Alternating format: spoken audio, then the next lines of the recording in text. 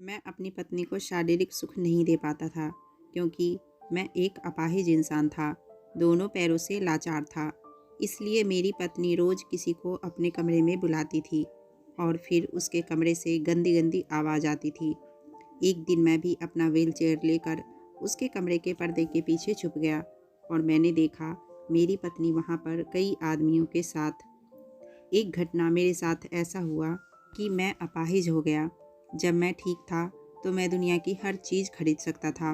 मेरी नज़र में असली गरीब वह होता है जो अपने हाथ पैर और आँख से लाचार हो, वह किसी की मदद का मोहताज हो। यह एक बहुत ही परेशानी की बात है। ऊपर से मेरी पत्नी की हरकतें मुझे बहुत शक करने पर मजबूर कर रही थी। मैंने बड़ी बेबसी से अपने पैर को देखा था जो चलने फिरने के काबिल नहीं था।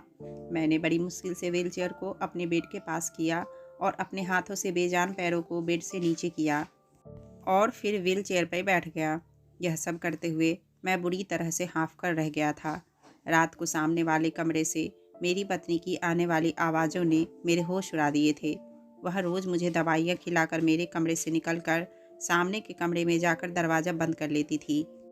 रात के सन्नाटे में मुझे अपनी पत्नी की अजीबोगरीब आवाज़ आती थी, जिसे सुनकर मेरा कलेजा फटने लगता था। रात भर मैं सो नहीं पाता था। फिर वह दरवाज़ा सुबह ही खुलता था। जब मेरी पत्नी कमरे से बाहर आती तो उसके चेहरे पर झूठी मुस्कुराहट होती थी। उसका हसीन रूप उस समय और भी जगमगा रहा होता था। उसके गीले बाल देख मेरी जान निकलने लगती थी। जब मैं पूछता कि तुम रात को मेरे साथ क्यों नहीं सोती हो, उठकर क्यों चली जाती हो, लेकिन वह मुझे कोई जवाब नहीं देती थी। बस थोड़ा सा मुस्कुराती और मेरे बेजान पाँव को देखने लगती, जैसे मुझसे कह रही हो कि तुम एक अपाहिज आदमी मुझे दे ही क्या सकते हो। लेकिन वह अपने मुंह से तो कुछ नहीं कहती थी। उसकी चुप्पी मुझे अंदर ही अंदर खाने लगी थी। वह पूरा दिन मेरा ख्याल रखती थी, मुझे खाना भी अपने हाथों से खिलाती थी, लेकिन रात को एक खूबसूरत ड्रेस पहनती, तैयार होती और दूसरे कमरे में जाकर दरवाज़ा बंद कर लेती। वह सारी रात जो परेशानी मुझे दे रही थी, वह मेरे लिए मौत से कम नहीं था। एक बार मैंने खाना खाते हुए उसका हाथ पकड़ लिया और उसे कहने लगा कि नताशा, तुम रात को मेरे पास ही रहोगी, मुझे छोड़कर कहीं नहीं जाओगी। तुम जानती हो कि मैं तुमसे कितना प्यार करता हूँ। बहुत जल्दी मैं अपने पैरों पर खड़ा हो जाऊँगा और चलने लगूँगा। मेरी आंखें भी आंसुओं से भीग गई थी। जो परेशानी मैं रातों को सहता था, वह मुझसे बर्दाश्त नहीं हो रहा था। उसने झटके से अपना हाथ मेरे हाथ से छुड़ाया, फिर खाने की थाली उठाकर मेरे पास से ले गई। मैं व्हील चेयर चलाता हुआ कमरे से बाहर निकल गया। वह किचन में जूठे बर्तन धो रही थी। मैं उसके पास गया और कहा, डॉक्टर ने कहा है कि मैं बहुत जल्दी ही ठीक हो जाऊंगा और चलने फिरने लग जाऊंगा दोबारा से। मेरी इस बात पर एक कांच का गिलास जोर से उसने ज़मीन पर पटका था। फिर उसने गुस्से से मेरी व्हीलचेयर को पकड़ा और मुझे गैलरी में ले आई। 10वीं मंजिल से नीचे देखते हुए मुझे डर महसूस हो रहा था। कहने लगी, मुझे तुम यूं ही बेबस अच्छे लगते हो, समझे? अगर तुमने अपने ठीक होने की बात की तो मैं तुम्हें यहाँ से नीचे फेंक दूंगी। भगवान करे तुम कभी ठीक ही ना हो, ऐसे ही रहो बेबस और मोहताज। वह बड़े गुस्से में मुझसे कह रही थी। गैलरी की दीवारें ज़्यादा ऊंची नहीं थी। जिस तरह वह मुझे आगे कर चुकी थी, नीचे का मंजर साफ दिखाई दे रहा था और मेरी जान ही निकलने वाली थी। उसकी आंखें उस वक्त गुस्से से बिल्कुल लाल दिखाई दे रही थी और वह गुस्से से लंबी लंबी सांसें भर रही थी। उसने फिर मेरी व्हील चेयर पीछे कर दी, मुझे मेरे कमरे में ले आई और बेड पर सहारा देकर लिटा दिया। दवाइयाँ खिलाकर मेरे कमरे का दरवाज़ा पूरा खोलकर सामने वाले कमरे में चली गई। जोर से अपने कमरे के दरवाजे को बंद कर दिया। जिस तरह की आवाज़ें उसके कमरे से आती थी, वह सुनकर मैं पल पल तड़पता था। मुझे अपने बेजान टांगों पर गुस्सा आने लगा था। मैं बेबस होकर अपनी टांगों पर मुक्का मारना शुरू कर दिया। अगर मैं ठीक होता तो अपनी पत्नी की इस हरकत के लिए जान से मार डालता। उस आदमी को जिसके साथ मेरी पत्नी हंस हंस कर बातें कर रही थी, उसके साथ बंद कमरे में ना जाने क्या क्या कर रही थी। लेकिन मैं बेबस और मजबूर था। इस बार मैंने ठान लिया कि आज उस आदमी को छोड़ूंगा नहीं। इसलिए बड़ी मुश्किल से मैं व्हील चेयर पर बैठा और साइड टेबल के दराज से अपनी बंदूक निकालकर कमरे के बाहर निकल आया। सामने के कमरे से अभी भी हंसने की और बातें करने की आवाज़ आ रही थी। मैं कमरे के अंदर झांक कर देखा। जो मंजर मैंने देखा, मेरे होश उड़ गए थे। मैंने गुस्से से दरवाज़ा पीटना शुरू कर दिया। जैसे ही दरवाज़ा खुला, सामने खड़े आदमी को देखकर मेरे होश उड़ गए थे।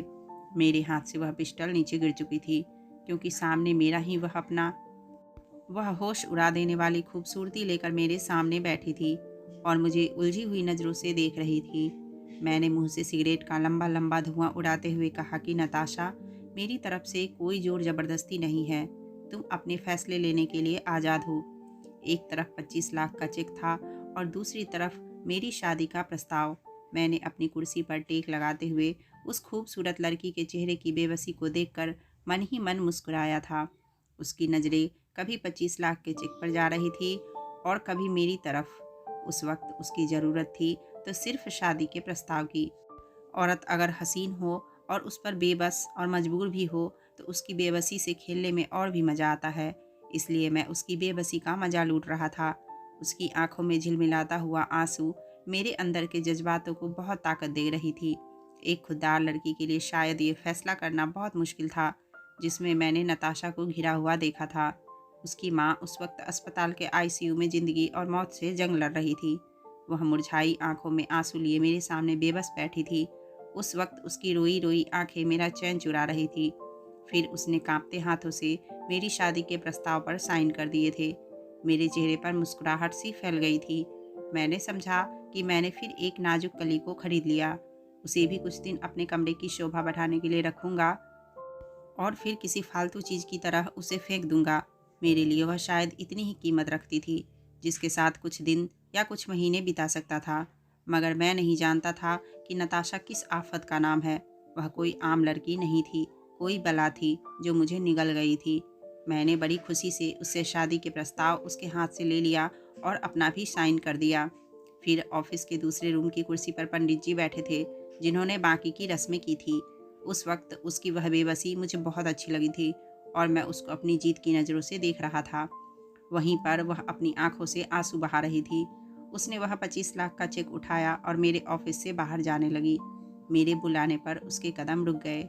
मैंने कहा, यह चेक मेरा ड्राइवर अस्पताल पहुंचा देगा। तुम मेरे साथ मेरे फ्लैट में चलोगी। मुझ में अब इतना सब्र नहीं था कि उसका इंतज़ार करूं, इसलिए उसने मुझे तड़प कर देखा था। कहने लगी, मेरी माँ जख्मी हालत में अस्पताल में पड़ी हुई है। वह जिंदा बचेगी या नहीं, इसलिए भगवान के लिए एक रात मुझे मेरी माँ के पास बिताने दीजिए। मैं अपनी कुर्सी से उठा और चलता हुआ नताशा के पास आ गया।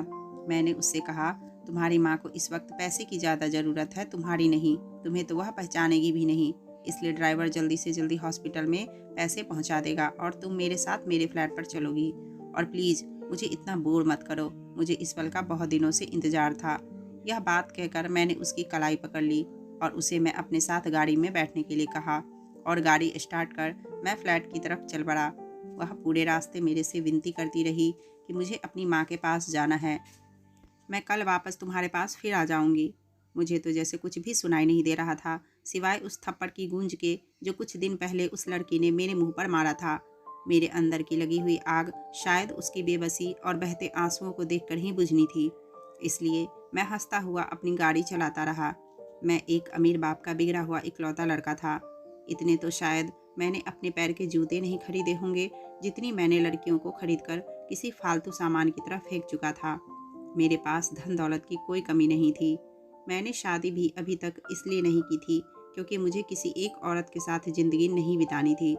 आज तक कोई ऐसी नहीं मिली थी कि कुछ दिन बिताने के बाद वह मुझे अच्छी लगती। मैंने नताशा की कलाई अपने फ्लैट के बेडरूम में लाकर छोड़ी थी। वह आंसू बहा रही थी।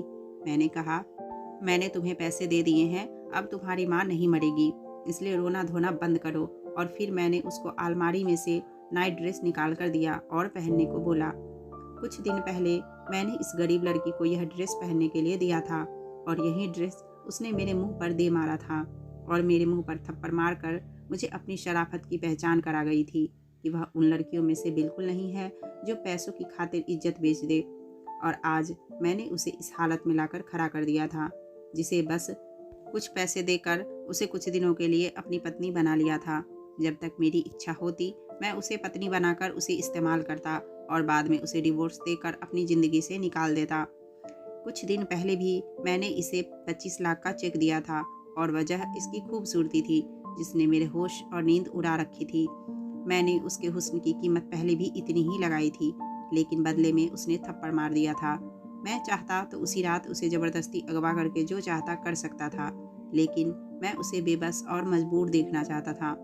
मैं चाहता था कि वह खुद मेरे पास रोते हुए मदद की भीख मांगे, मेरे सामने हाथ जोड़कर रोए, गिड़गिड़ाए। फिर ऐसा ही हुआ। आज वह मेरे सामने बिल्कुल उसी हालत में थी जैसा मैं उसे देखना चाहता था। मैंने उसे अपनी बाहों में ले लिया। नताशा मेरे पापा के ऑफिस में काम करने वाली एक मामूली सी लड़की थी, जिसकी तनख्वाह भी बहुत कम थी। एक बार मैं किसी काम की वजह से अपने पापा के ऑफिस में गया था। जब मैं पापा के ऑफिस से बाहर निकल रहा था तो अचानक मेरी नज़र उस पर पड़ी। उसके हुस्न को देखकर मेरा दिमाग घूम कर रह गया था। वह बड़ी खूबसूरत थी। बहुत सुंदर सा सूट पहनकर वह चुपचाप से कंप्यूटर के स्क्रीन पर नजरें जमाए तेजी से कीबोर्ड पर उंगलियां चला रही थी। मैं पलक झपकना भूल गया था। शायद वह मेरी गंदी नज़रों का असर था कि नताशा उलझन का शिकार हो गई। औरत खुद पर उठने वाली हर नज़र को पहचान जाती है, इसलिए उसने मुझे बड़ी नापसंद नज़रों से घूरा था। मेरी मुस्कुराहट गहरी हुई थी। उसके हुस्न ने मुझे मजबूर कर दिया कि मैं दोबारा पापा के ऑफिस में गया। मैंने पापा से नताशा के बारे में बात की तो वह कहने लगे वह 2 महीने पहले ही उनके ऑफिस में काम करने आई है, बहुत मेहनती लड़की है। मैंने कहा मुझे भी मेरी कंपनी के लिए एक ऐसी ही लड़की की ज़रूरत है। अगर वह मेरे ऑफिस में मेरा काम कर लेती तो मेरी मुश्किल आसान हो जाएगी। मेरे पापा को भला उससे क्या ऐतराज़ हो सकता था।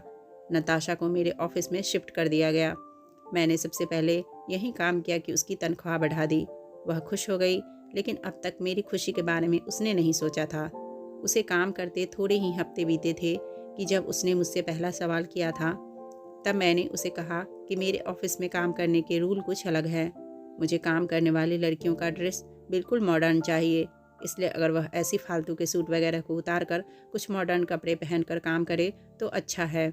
इसके लिए मैं उसकी तनख्वाह डबल कर दूंगा। मेरी बात सुनकर उसने कहा कि मैं उसे वापस उसके पापा के ऑफिस में भेज दूं तो बहुत अच्छा होगा, क्योंकि उसे यह सब मंजूर नहीं है। वह कम तनख्वाह पर काम कर लेगी, लेकिन मेरी शर्त उसे बिल्कुल भी मंजूर नहीं थी। उसके मना करने पर मेरे अंदर तो जैसे आग लग गई थी। आज तक ऐसी हिम्मत मेरे आगे किसी लड़की ने नहीं दिखाई थी। यह तो मैं अच्छी तरह जानता था कि ऐसी लड़कियां जो अपने घर में तंगी की हालत की वजह से कमाने के लिए बाहर निकलती है और हम जैसे मालिक के सामने खुद को इज्जतदार साबित करने का उनका एक पुराना हथकंडा है। और फिर जब हम उसकी कीमत बढ़ाते हैं तो उनकी शराफत का चोला उतरने में उनको जरा भी देर नहीं लगती। इसलिए मैंने भी ऐसा ही किया था। मैंने अगले दिन उससे कहा कि उसे मेरे साथ एक बिजनेस के काम से बाहर चलना होगा। सबसे पहला सवाल उसने किया कि क्या ऑफिस के टाइमिंग से मैं वापस आ जाऊंगी, क्योंकि वह टाइम से ज़्यादा देर नहीं करेगी। मैंने कहा हाँ, ऑफिस के टाइमिंग में लौट आएंगे। मेरी बात सुनकर वह मेरे साथ जाने को तैयार हो गई थी। मैं उसे एक होटल में ले आया। मेरे कुछ क्लाइंट वहाँ मौजूद थे। मीटिंग और लंच के बाद वह चले गए। मैंने नताशा को बहाने से होटल के एक कमरे में ले आया, लेकिन जब मैं उसे अपने इरादे के बारे में बताया तो वह गुस्से में लाल हो गई। मैंने 25 लाख का चेक और एक छोटी सी ड्रेस उसके सामने रख दिया और यह भी कहा कि मैं जब तक चाहूँ उसके साथ इस होटल के कमरे में समय बिता सकता हूँ। वह मुझे मना नहीं करेगी। मुझे लगता था कि वह अपनी कीमत कुछ बढ़ाना चाहती है, लेकिन ऐसा नहीं था। उसने वह चेक और कपड़ा दोनों ही मेरे मुंह पर मारा और कहने लगी वह एक शरीफ और इज्जतदार घर की लड़की है। उसने मेरे ऑफिस की नौकरी भी छोड़ दी। यह बात मेरे अंदर एक आग की तरह लगी हुई थी। इसलिए मैंने सबसे पहले उसे अपनी कंपनी से निकाल दिया और अपने पापा से उसकी बुराई की और कहा वह भी उसे नौकरी पर ना रखे। मेरे पापा ने मेरी बात मान ली और उसको दोबारा नौकरी पर नहीं रखा। उसके बाद मैंने उसकी माँ का एक्सीडेंट करवा दिया। उसे ज़िंदगी और मौत के दो राहे पर लाकर पहुँचा दिया।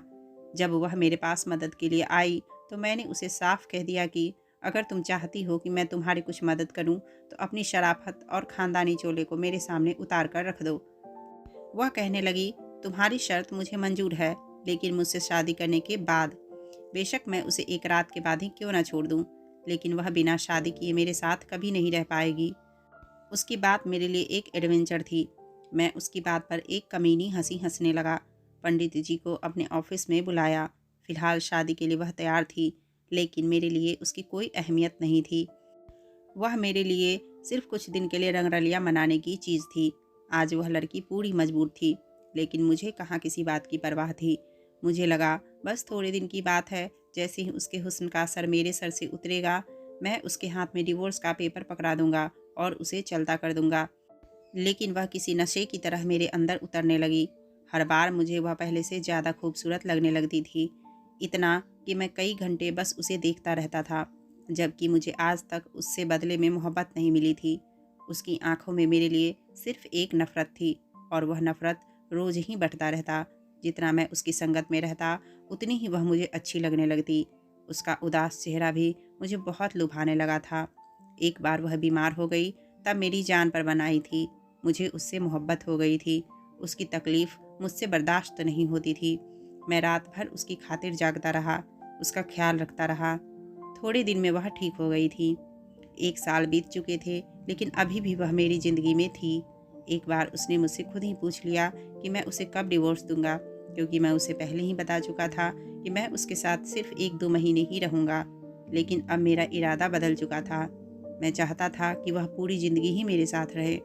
मेरी बात सुनकर उसने बड़े गुस्से में मुझे देखा था। कहने लगी, मुझे तुम्हारे साथ ज़िंदगी नहीं बितानी, मुझे तुमसे डिवोर्स चाहिए। तुमने खुद कहा था कि तुम मुझे छोड़ दोगे। वह फूट फूट कर रोते हुए कह रही थी।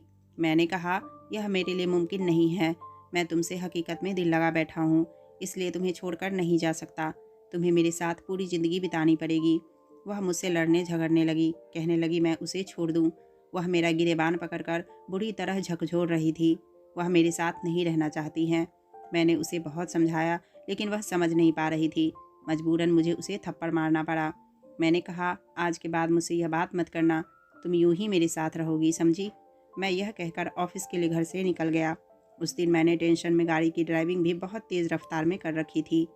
नतीजा यह हुआ कि सामने आने वाली गाड़ी से मेरी कार टकरा गई। मैंने अपना संतुलन खो दिया और मेरी कार पलट चुकी थी। मैं बेहोश हो चुका था। जब होश में आया तो मैं हॉस्पिटल में था। मेरे माँ बाप के साथ नताशा भी वहाँ मौजूद थी। उस वक्त तक मैं अपने घर वालों के सामने नताशा को अपनी पत्नी स्वीकार कर लिया था। मेरे पापा यह सुनकर मुझसे नाराज़ हो गए थे, लेकिन जिस हालत में मैं पहुँच गया था, उन्होंने कुछ नहीं कहा। मेरी दोनों टांगें फ्रैक्चर हो चुकी थी। मैं अपने माँ बाप के घर की बजाय नताशा के फ्लैट में चला गया, और वह मेरा ख्याल रख रही थी। उसका व्यवहार भी बदल चुका था, लेकिन मुझे रात को दवाइयाँ देने के बाद मेरे कमरे से बाहर निकल जाती थी, फिर पूरी रात कमरे में नहीं आती। मैं उस वक्त इस तरह मोहताज हो चुका था कि खुद से उठ नहीं सकता था। मेरे कमरे का दरवाज़ा खुला हुआ था। वह सामने वाले कमरे में थी, लेकिन उस कमरे का दरवाज़ा बंद था। रात के सन्नाटे में मुझे सामने के कमरे से बातें करने की आवाज़ आ रही थी। उस वक्त कौन था जो कमरे में उसके साथ मौजूद था? मेरा दिल बहुत घबराने लगा था। मुझे लगा शायद मेरा वहम है, लेकिन ये मेरा वहम नहीं था। अब मुझे रोज़ ही अजीब तरह की आवाज़ आने लगी थी, जो मेरे लिए बहुत परेशान कर देने वाली थी। मेरे ऑफिस के काम के सिलसिले में नताशा ही मुझे फ़ाइल साइन करने के लिए देती थी। मेरे ऑफिस का मैनेजर राजीव नाम का लड़का था। जो भी ज़रूरी काम होता, मैं उससे घर पर ही डिस्कस करता था। फिर वह काफ़ी जिम्मेदार और शरीफ लड़का भी था, अपने काम से काम रखता। मैं सोच भी नहीं सकता था कि आज वही मेरी पत्नी के कमरे से यूं बाहर निकलेगा। मैंने कहा तो वह कहने लगा, हाँ मैं ही हूँ। आज वह मेरी आंखों में आंखें डाले मुझे देख रहा था। नताशा भी उसके साथ खड़ी थी। उसने फाइल मेरे सामने रखी और कहने लगी, तुम्हारी सारी जायदाद मैंने अपने नाम कर ली है, और अगर मैंने उसे डिवोर्स नहीं दी तो वह मुझे जान से मार डालेगी। मैं उसकी बात सुनकर बिल्कुल सुन्न होकर उसको देख रहा था। मैंने कहा, मुझे तुमसे इसलिए भी मोहब्बत हो गई है क्योंकि मुझे तुम्हारी शराफत पर यकीन था। मैं कुछ भी सोच सकता था, लेकिन तुम्हारे बारे में यह नहीं सोच सकता था कि तुम किसी के साथ गद्दारी भी कर सकती हो। मैंने तुम्हें लाखों देना चाहा, लेकिन तुमने अपनी शराफत ही दिखाई थी। मुझे अपनी जायदाद छिन जाने का अफसोस नहीं है, बस तुम्हारे बदल जाने का दुख है। अच्छा रहेगा कि तुम मेरी जान ले लो। मैं तुम्हें डिवोर्स नहीं दे सकता। तभी वह मैनेजर कहने लगा कि नताशा मेरी बहन है। मैं दुबई में नौकरी करने गया था, लेकिन जब मैं वहाँ से वापस आया तो नताशा की बातों ने मुझे बहुत तकलीफ़ दी थी। तुमने मेरी माँ के साथ जो भी किया था, मैंने और नताशा ने उसका बदला लेना चाहा था। इसलिए मैंने तुम्हारे ऑफिस में नौकरी की, तुम्हारा भरोसा जीता, फिर तुम्हारा एक्सीडेंट करवाया। उसके बाद तुम्हें तकलीफ़ देने के लिए यह ड्रामा किया। यह सब सुनकर मैं शर्मिंदा होकर रह गया था। मैंने नताशा से अपने हर व्यवहार की माफ़ी मांगी। औरत मर्द से कहीं ज़्यादा दयालु होती है। उसने मुझे माफ़ कर दिया और अब हम दोनों अपनी ज़िंदगी में बहुत खुश हैं।